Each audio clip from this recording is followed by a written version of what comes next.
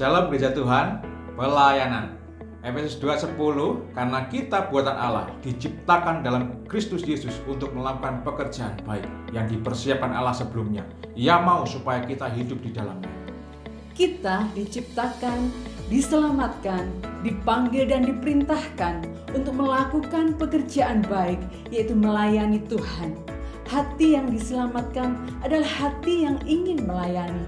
Alkitab dengan jelas menyatakan bahwa setiap orang percaya adalah pelayan. Pelayanan bukan berarti menjadi pengerja atau punya jabatan tertentu dalam pelayanan di sebuah gereja. Pelayanan adalah setiap kesempatan di mana kita menggunakan segenap kemampuan kita untuk menolong orang lain dalam Tuhan. Tuhan adalah pemilik segala sesuatu dan kita adalah pengurusnya.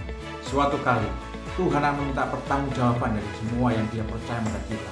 Kita harus memastikan bahwa gereja Tuhan telah mengurus dan menggunakannya dengan baik. Tuhan memberi kita berbagai banyak talenta dan karunia, bukan hanya untuk kepentingan kita sendiri, tetapi untuk memberkati orang lain. Berapapun dan apapun talenta yang telah Tuhan berikan, bersyukurlah dan gunakan untuk melayani dan memberkati orang lain. Selamat beribadah. Tuhan Yesus memberkati.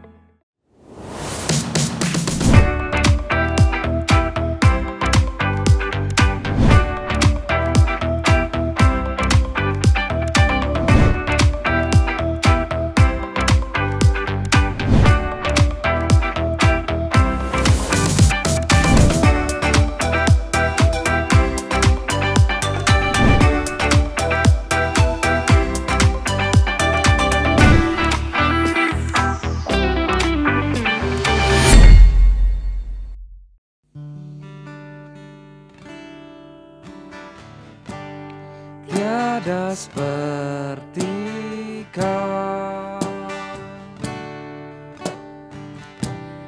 yang telah menjamah segenap hatiku. Tak seorang pun di dalam hidup ini seperti Kau, Tuhan. Tiada seperti Kau yang telah menjamah segenap hatiku. Tak seorang pun di dalam hidup ini seperti Kau,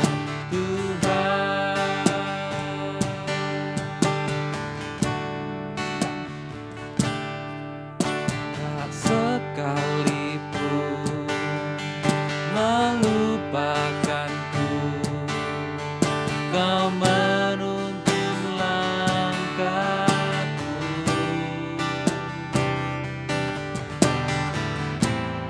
Ku tak pernah sendiri.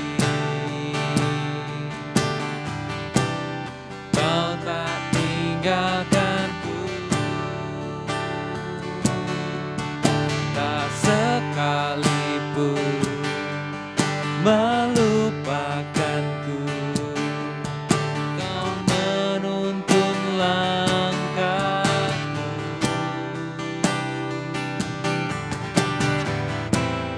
Ku tak pernah sendiri.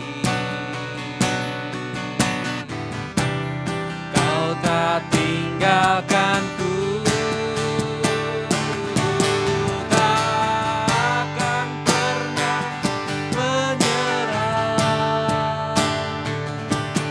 Sampai ku lihat Kau bekerja, ku percaya mujizat akan nyata. Ku takkan berhenti percaya. Ku tak akan pernah menyerah sampai ku lihat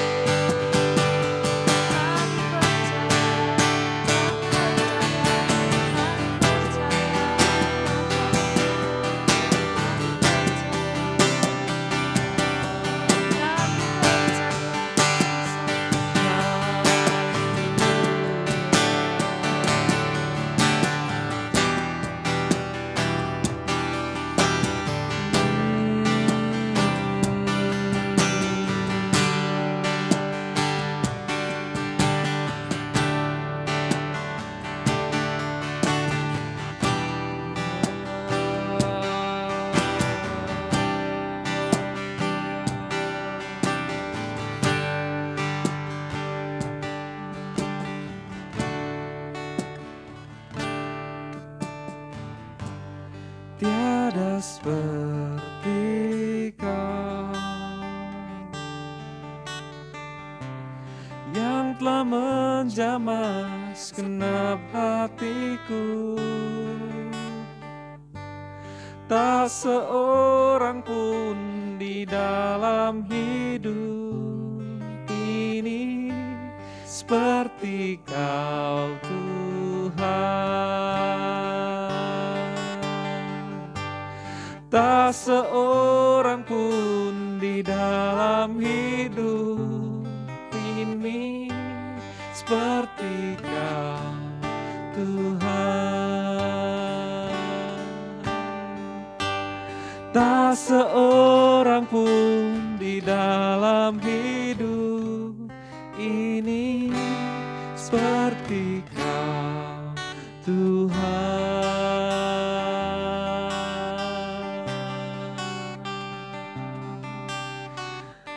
Tiada yang seperti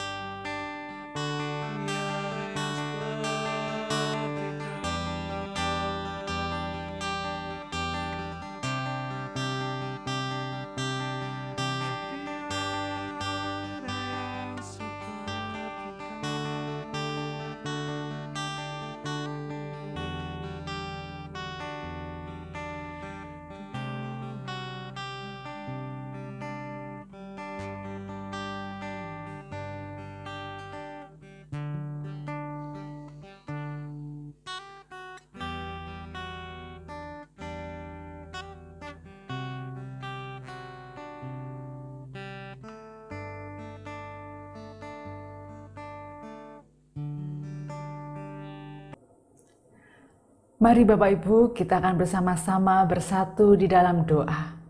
Bapa kami yang ada di surga, kami mengucap syukur untuk kasih-Mu dan Kau mengizinkan kami untuk bersama-sama mendengarkan akan kebenaran firman-Mu. Berbicaralah kepada kami dan pimpin kami menjadi pelayan-pelayan idaman-Mu Tuhan yang memuliakan nama-Mu. Kami sambut kebenaran firman-Mu di dalam nama Yesus. Haleluya. Amin. Shalom Gereja Tuhan, pagi hari ini kita akan bersama-sama merenungkan kebenaran firman Tuhan dari Maleaki pasal yang kedua ayat 1 sampai 9. Kita akan fokuskan belajar tentang pelayan idaman Tuhan. Bapak Ibu Saudara, ketika kita mendengarkan judulnya pelayan idaman Tuhan, wow, sebuah judul yang luar biasa tentunya. Mengapa saya mengatakan hal itu luar biasa? Karena kata idaman itu identik dengan sesuatu yang ingin kita capai di dalam kehidupan kita. Kalau kita menjadi idamannya Tuhan, itu merupakan sesuatu hal yang luar biasa di dalam kehidupan kita. Kita akan belajar dari seorang tokoh Tuhan, hamba Tuhan yang bernama Maleaki. Bapak Ibu, kalau kita tahu Maleaki itu judulnya adalah utusanku. Ku di sini menggunakan huruf kapital Bapak Ibu Saudara, yang artinya dia adalah utusan Tuhan. Yang berarti sejak dia di dalam kandungan ibunya, bahkan sebelumnya Tuhan sudah merencanakan bahwa Maleaki ini akan menjadi utusan Tuhan. Hambanya yang dipercaya untuk melaksanakan amanat agung Tuhan Yesus Kristus. Bapak Ibu Saudara, tapi satu hal yang perlu kita tahu, pelayan. Apa yang ada di dalam benak kita ketika kita mendengar kata pelayan? Hamba, apa yang ada di dalam pikiran kita ketika kita mendengar kata hamba? Tidak lebih dan tidak bukan, adalah seseorang yang pasti memiliki majikan. Benar Bapak Ibu Saudara, pasti namanya seorang hamba, seorang pelayan itu mempunyai majikan. Dan kalau kita sudah mengkomitkan diri menjadi seorang pelayan dari seorang majikan, maka otomatis mau tidak mau kita akan mengikuti semua aturan yang sudah ditetapkan oleh majikan kita. Baik kita suka maupun tidak suka. Saya akan memberikan contoh. Misalnya ada seorang pelayan di restoran. Saat itu tamunya banyak sekali. Dan dia harus menghidangkan, dia harus jalan dari dapur, kemudian dia harus mengantarkan ke meja pelanggan. Setelah pelanggan selesai menikmati hidangan, dia harus membereskannya. Kemudian ada pelanggan lain lagi datang. Dia pun harus melakukan yang sama. Bapak Ibu bisa bayangkan kalau hari itu restorannya penuh dengan pelanggan. Pasti capeknya luar biasa. Tetapi apakah dia bisa mengatakan, aduh aku capek sekali, aku mau istirahat 10 menit saja. Lalu dia duduk-duduk dengan santainya? Tentu saja hal itu tidak bisa dilakukan. Karena ada majikan yang selalu mengawasi dia. Karena dia terikat akan ketentuan-ketentuan. Demikian pula kita di hadapan Tuhan, Bapak Ibu Saudara. Ketika kita mengkomitkan diri kita menjadi hamba Yesus Tuhan, menjadi pelayan Tuhan, maka kita juga akan seturut dengan ketentuan-ketentuan yang sudah Tuhan berikan.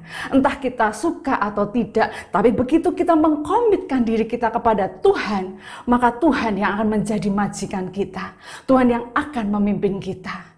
Seorang pelayan harus mentaati semua yang ditetapkan oleh majikannya. Seorang hamba Tuhan mentaati apa yang Tuhan inginkan terjadi dalam kehidupan kita. Dan satu hal tujuannya, semua untuk kemuliaan nama Tuhan. Lalu bagaimana kita bisa menjadi pelayan-pelayan idaman Bapak Ibu Saudara? Tidak hanya sekedar pelayan Tuhan, tetapi pelayan idaman Tuhan. Jadi benar-benar berkenan di hati Tuhan. Kita akan bersama-sama membahasnya dalam 3 hal, yaitu kriteria pelayan idaman Tuhan. Poin yang pertama yang kita pelajari pada hari ini, yaitu takut akan Tuhan. Bapak Ibu Saudara, kata takut ini ya, kalau kita membayangkannya sebagai sesuatu yang membuat kita tidak nyaman, membuat sesuatu di dalam hati kita tidak damai sejahtera, itu merupakan sebuah rasa takut yang kita rasakan karena kita nggak nyaman. Tetapi ini takut akan Tuhan, itu berbicara bukan karena sesuatu yang tidak nyaman di dalam hati kita, melainkan segan kepada Tuhan, hormat kepada Tuhan. Maleakhi 2 ayat 5 berkata, perjanjianku dengan dia pada satu pihak ialah kehidupan dan sejahtera, dan itu kuberikan kepadanya, pada pihak lain ketakutan, dan ia takut kepadaku dan gentar terhadap namaku. Bapak Ibu Saudara, takut di sini bicara tentang gentar kita kepada Tuhan, rasa hormat kita kepada Tuhan. Sebagai seorang hamba, sebagai seorang pelayan, tentu saja kita harus punya rasa hormat kepada majikan kita. Tentu saja kita harus punya rasa segan kepada majikan kita. Hal yang paling mudah yang dapat kita lakukan sebagai seorang hamba Tuhan, pada saat kita bangun pagi, Bapak Ibu Saudara, kalau kita benar-benar segan kepada Tuhan, kalau kita benar-benar menghormati Tuhan, maka kita akan menghormati hadirat-Nya. Apa yang kita lakukan ketika kita bangun pagi? Apakah kita segera mencari gadget kita? Atau kita menuju meja makan kita karena kita lapar? Atau membuka lemari es karena kita lapar juga?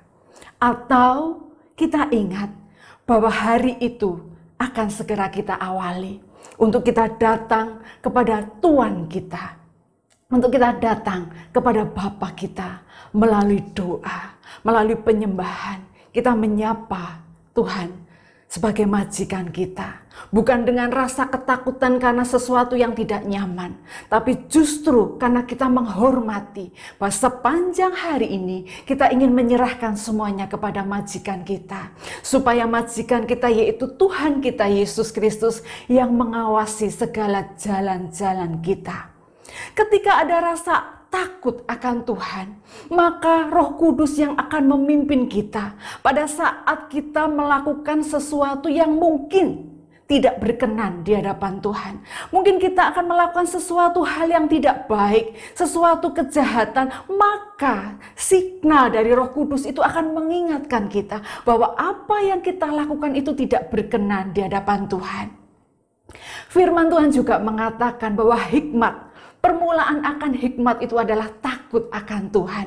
Ketika kita meletakkan takut kepada Tuhan, hormat kepada Tuhan, Maka percayalah Bapak Ibu Saudara bahwa Tuhan itu akan menolong kita. Tuhan akan memimpin kita sehingga jalan-jalan yang kita lalui, rencana-rencana yang akan kita laksanakan, Tuhan akan menolongnya, Tuhan akan memimpinnya, Tuhan akan membimbingnya. Bahkan Bapak Ibu Saudara, hal sekecil apapun, percaya kalau kita meletakkan dari awal kita bangun, semua kita serahkan untuk rencana-rencana kita dipimpin oleh Tuhan, maka Tuhan akan memimpin kita.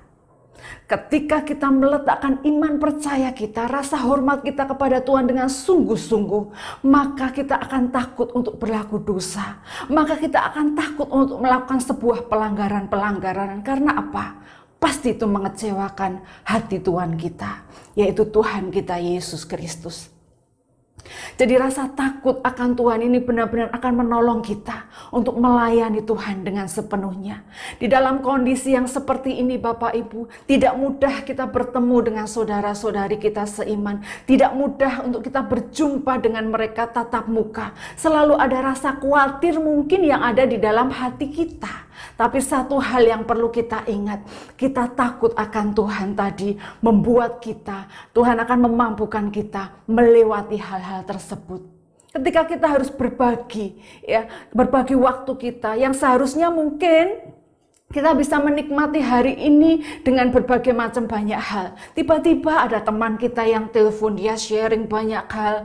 Kemudian ada yang WA panjang lebar dan sebagainya. Kalau kita sudah mengkomitkan diri kita kepada Tuhan, aku mau melayani Tuhan. Hidupku ini adalah kesempatan untuk memberi yang terbaik bagi Tuhan. Maka tidak akan menjadi masalah Bapak Ibu Saudara. Sekalipun keinginan kita harus dipending. Keakuan kita harus dihabiskan Bapak Ibu Saudara. Kalau kita sudah punya ketetapan, aku takut akan Tuhan, aku menghormati Tuhan, maka kita akan melayani mereka dengan penuh sukacita.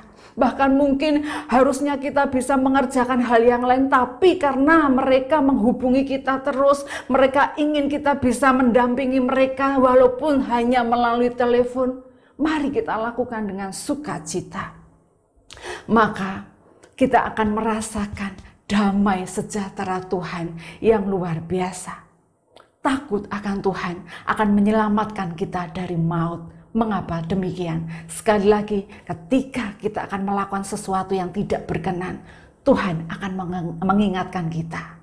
Tuhan akan selalu memimpin kita supaya kita berada di dalam jalannya. Apakah itu mudah Bapak Ibu untuk benar-benar meletakkan rasa takut dan hormat kita kepada Tuhan di samping kita, di sekeliling kita mungkin tidak mendukung kita? Memang tidak mudah. Tetapi kalau kita sudah punya kebenaran firman itu di dalam hati kita, maka Tuhan akan memampukan kita untuk melalui semuanya itu.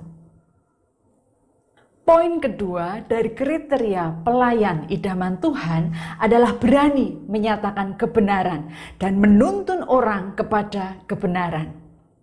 Bapak Ibu Saudara, berani untuk menyatakan kebenaran, apalagi menuntun orang hidup di dalam kebenaran, bukanlah sesuatu atau perkara yang mudah untuk kita lakukan. Mengapa saya mengatakan demikian? Ketika kita berada di lingkungan kita, yang bahkan mungkin lingkungan kita ini adalah orang-orang yang juga anak-anak Tuhan. Seringkali bukan mendukung kita, justru mengatakan kadang-kadang sok suci, seperti pendeta, seperti orang kudus, dan sebagainya. Tentu saja hal ini tidaklah enak ketika kita mendengarkannya, dan mungkin membuat kita bersedih hati. Namun satu hal, kita harus ingat, kita sudah mengkomitkan diri untuk menjadi hamba Tuhan, untuk menjadi pelayan Tuhan. Karena pelayan Tuhan itu tidak hanya berbicara saat kita berada di gereja, Bapak Ibu Saudara. Bahkan pelayanan ini mencakup seluruh bidang kehidupan kita. Baik tutur kata kita, baik sikap kita, baik cara pandang kita. Semuanya itu tercakup di dalam kebenaran firman Tuhan. Untuk kita melakukannya sesuai dengan kehendak Tuhan. Memang tidak mudah Bapak Ibu Saudara. Karena sekeliling yang tidak mendukung tadi. ya, tapi kita harus tetap membawa kebenaran itu di tengah-tengah kehidupan kita.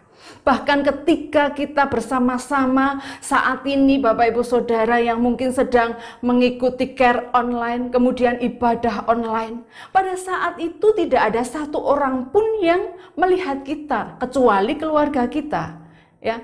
Tidak ada yang pemimpin kita mengamati kita pada saat itu. Apakah sikap kita pada saat itu benar-benar hidup di dalam kebenaran? Apa yang saya maksudkan? Ketika care online, ketika ibadah online, melalui YouTube, mungkin melalui WA, melalui Zoom, ya, kita nggak tahu kalau ada seseorang yang bisa mengamati kita pada saat itu, yaitu siapa? Pribadi yang luar biasa yang mengamati kita saat itu siapa? Yaitu Tuhan. Seringkali karena kita merasa tidak kita lihat Tuhan itu di mana, Tuhan seperti apa, kita seringkali tidak menghargai kehadiran Tuhan. Firman yang disampaikan, kebenaran yang disampaikan itu kita seringkali dalam kata lain ya, dalam bahasa Jawanya nyambi. Saat firman, saat pujian, kita nyambi korah-korah mungkin, kita nyambi memasak dan nyambi segalanya. Di situ kebenaran sedang dinyatakan. Tetapi apakah kita bisa menghargai kebenaran yang dinyatakan tadi? Beranikah kita menegur orang yang melakukan pelanggaran terhadap firman Tuhan? Di dalam firman Tuhan mengatakan, Yeremia 20 ayat 7b sampai 8. Aku diolok setiap orang, dihina dari pagi sampai petang. Setiap kali aku berbicara, aku harus berteriak sekuat tenaga, kekejaman, bencana. Tuhan, aku diejek dan dihina setiap waktu karena menyampaikan pesan-Mu. Karena menyampaikan pesan-Mu, aku diolok, aku diejek. Jadi Bapak Ibu Saudara, jangan pernah kita mundur dan menyerah dan takut ketika sekeliling kita tidak mendukung kita untuk hidup di dalam kebenaran. Kalau kita dikatakan sok suci, sok kudus, pendeta dan sebagainya, jangan takut. Karena hamba Tuhan pun juga mengalami hal tersebut. Karena menyampaikan pesan-Mu, Mu di sini adalah Tuhan. Jadi jangan pernah takut dan gentar untuk membawa orang kepada kebenaran. Melalui apa? Mungkin tidak bisa secara frontal kita mengajak, ayo kamu harus bertobat. Kalau kamu nggak bertobat, kamu masuk neraka. Orang pasti takut, benar kan Bapak Ibu? Tapi melalui apa? Melalui hidup kita. Cara kita berbicara, bersikap, bertingkah laku, itu orang bisa melihat apakah ada kebenaran di situ. Apakah ada kasih di situ? Kita tidak perlu banyak menggembor-gemborkan, bahkan kita mungkin casingnya saja bagus, ya maksudnya penampilan kita saja bagus. Bukan hanya itu Bapak Ibu. Yang paling penting adalah sikap hidup kita. Apakah kita sungguh-sungguh sudah melakukan kebenaran itu, sehingga dengan demikian orang yang melihatnya pasti akan memuliakan nama Tuhan. Karena melihat bahwa hidup kita benar. Dan jangan lupa bahwa kasih harus senantiasa kita sampaikan. Untuk kriteria yang ketiga pelayan idaman Tuhan, yaitu bergaul karib dengan Tuhan. Wow, luar biasa Bapak Ibu Saudara. Tuhan sangat menghargai hambanya. Tuhan sangat menghargai pelayan-pelayannya. Dan Tuhan mau bergaul karib dengan kita. Bapak Ibu Saudara, bergaul karib itu bukan sekedar tahu. Tapi benar-benar mengenal. Seperti ketika kita bersama dengan sahabat kita. Kita tahu dia apa adanya, dia tahu kita apa adanya. Dan di dalam Maleakhi 2 ayat 6 mengatakan pengajaran yang benar ada dalam mulutnya dan kecurangan tidak terdapat pada bibirnya. Dalam damai sejahtera dan kejujuran ia mengikuti aku dan banyak orang dibuatnya berbalik daripada kesalahan. Jadi Bapak Ibu Saudara, hendaklah mari kita bersama-sama bergaul karib dengan Tuhan. Kalau kita sudah mengkomitkan hidup kita kepada Tuhan, mari kita belajar untuk menghargai kehadiran Tuhan. Ketika pagi hari yang seperti saya sebutkan tadi di poin sebelumnya, kita datang di hadapan Tuhan, kita menyembah Dia, kita bergaul karib dengan Tuhan. Katakan apa yang ingin kita katakan kepada Tuhan, sampaikan apa yang menjadi isi hati kita kepada Tuhan. Yang mungkin saat itu kita nggak dengar jawaban Tuhan secara langsung ya, yang mungkin pada saat itu kita tidak mendapatkan apa-apa, tapi ada kelegaan yang luar biasa ketika kita bisa menyampaikan semua kepada Tuhan melalui doa kita, melalui penyembahan kita, melalui perenungan kita terhadap kebenaran firman Tuhan. Kalau kita bergaul karib dengan Tuhan, Tuhan akan memimpin kita begitu luar biasa. Suatu kali saya pernah, Bapak Ibu Saudara, ketika itu ATM saya tidak bisa digunakan untuk transfer ke pihak atau ke bank lain, bisanya digunakan ke ATM sesama bank saya karena saya menggunakan Penin Bank pada saat itu.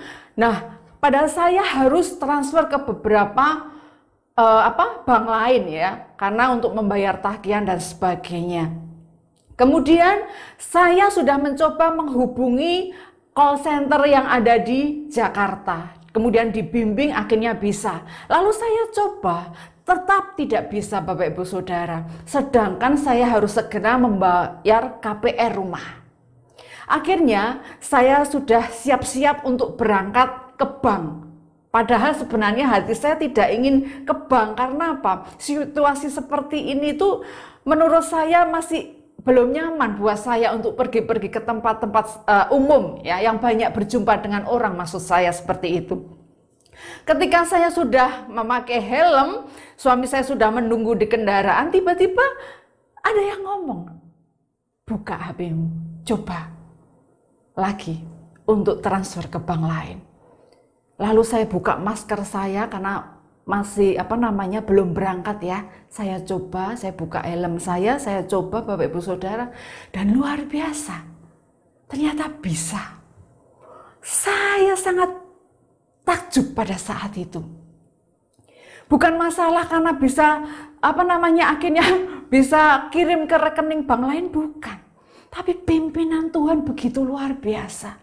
Suaranya begitu jelas menggema di hati saya ketika saya berusaha untuk mentaatinya. Dan Tuhan memang memperhatikan semuanya itu. Bapak Ibu Saudara, ketika kita mau bergaul karib dengan Tuhan, memberi waktu kita kepada Tuhan, Tuhan juga nggak akan eman-eman untuk memberikan yang terbaik bagi Bapak Ibu Saudara dan saya.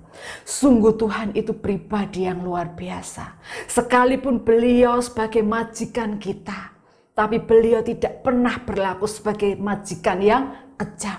Tapi dengan penuh kasih selalu membimbing kita. Ketika kita melakukan kesalahan, selalu diarahkan untuk kembali kepada kebenaran. Ketika kita merasa bimbang, merasa takut, merasa sendirian, Tuhan selalu ada bersama dengan kita, Bapak Ibu Saudara. Mari kita bersama-sama memberikan yang terbaik kepada Tuhan. Sebagai pelayan Tuhan, sebagai hamba Tuhan. Caranya seperti apa?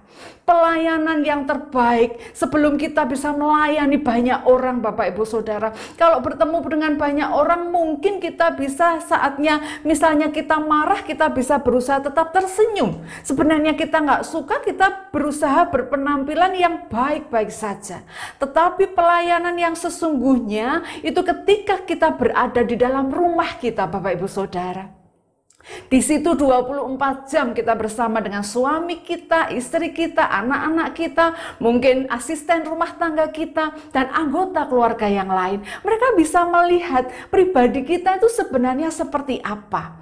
Kita ini sebenarnya pribadi yang seperti apa? Apakah sesuai dengan apa yang kita katakan ketika bertemu dengan banyak orang, mengabarkan firman Tuhan, berapi-api mendorong supaya orang takut akan Tuhan. Tapi bagaimana dengan pribadi kita sendiri? Apakah kita juga sudah menjadi hamba Tuhan yang sesungguhnya ketika kita berada di dalam rumah? Maka yang paling bisa menilai kita berubah atau tidak, kita sungguh-sungguh sama Tuhan atau tidak, hidup kita diubahkan dengan sungguh sama Tuhan atau tidak, itu adalah keluarga kita sendiri, Bapak Ibu Saudara. Mari kita melayani Tuhan bukan dengan bertopeng. Ketika di depan banyak orang kita bersikap luar biasa Alkitabiah, tapi di rumah kita seenaknya saja. Biarlah rasa takut kita, segan kita, hormat kita kepada Tuhan memampukan kita untuk benar-benar menjadi pribadi yang mau diubahkan, yang memberi hidup sesungguhnya kepada Tuhan melalui pelayanan kita, Bapak Ibu Saudara, termasuk pelayanan kita di dalam keluarga kita, termasuk pelayanan kita kepada sesama kita yang mungkin mereka mengabaikan kita, yang mungkin mereka memandang kita sebelah mata, tetapi jangan pernah berhenti. Karena firman harus diberitakan. Kebenaran itu tidak kompromi, Bapak Ibu Saudara. Tetap harus disampaikan. Ya, ya, tidak, tidak. Selebihnya daripada itu berasal daripada si jahat.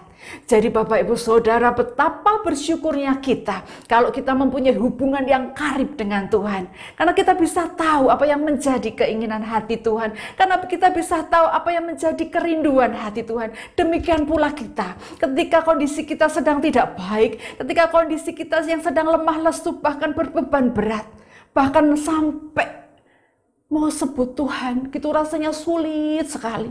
Kok terlalu berat hidup ini. Tapi tetap, karena sudah punya komitmen, Tuhan yang akan membawa kita kembali kepadanya. Dan pasti akan ada sukacita ketika kita bergaul karib dengan Tuhan kita. Melalui apa? Hidup kita, pelayanan kita. Sekali lagi Bapak Ibu Saudara, pelayanan kita tidak bicara saat kita bersikap pada orang lain. Tidak hanya bicara saat kita memimpin di dalam ibadah. Tidak hanya bicara saat kita menjadi WL, menjadi singer, pemain musik dan sebagainya di gereja. Tetapi seluruh kehidupan kita. Dan biarlah melalui semuanya itu nama Tuhan dimuliakan. Biarlah sampai suatu hari nanti seperti hamba-hamba Tuhan. Seperti Henokh, Bapak Ibu Saudara. Dia bergaul karib dengan Tuhan. Bahkan di masa akhir hidupnya, Tuhan mengangkat dia langsung menuju kerajaan surganya. Seperti Daud, seperti Nuh yang benar-benar bergaul karib dengan Tuhan. Dan Bapak Ibu Saudara juga tahu bagaimana Nuh diolok-olok ketika dia membangun bahtera. Bagaimana Ayub diolok-olok ketika dia berjuang memperjuangkan imannya.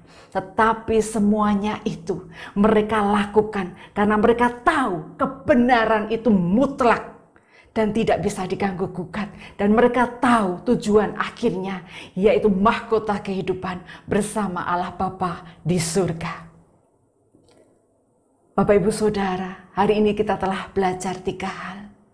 Bagaimana kita menjadi pelayan idaman Tuhan.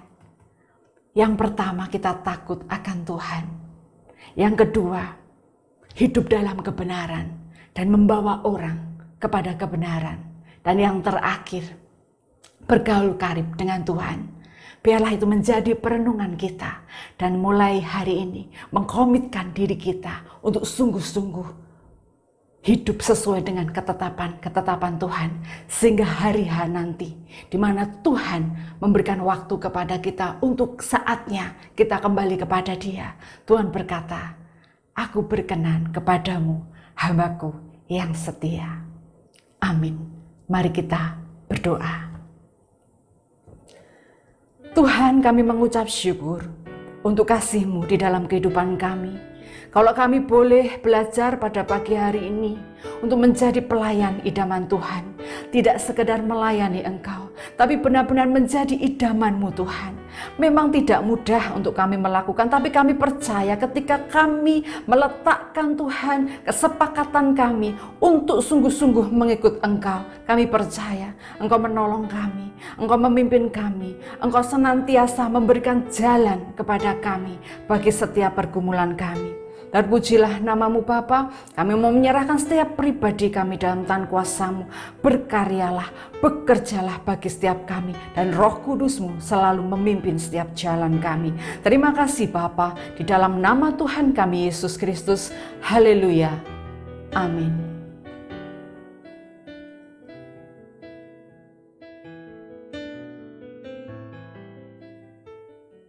Gereja Tuhan, angkatlah kedua tanganmu tinggi. Terimalah berkat dari Allah Bapa, Putra, dan Roh Kudus, yaitu berkat di dalam nama Tuhan Yesus Kristus. Biarlah pelayananmu mendatangkan kesenangan bagi Tuhan, karena engkau melayani dengan standar yang Tuhan kehendaki. Biarlah engkau menjadi pelayan-pelayan Tuhan yang maksimal, pelayan-pelayan Tuhan yang terus memberkati.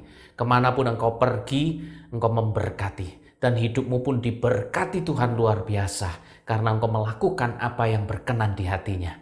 Di dalam nama Tuhan Yesus Kristus, berkat Tuhan atas kita semua. Haleluya. Amin.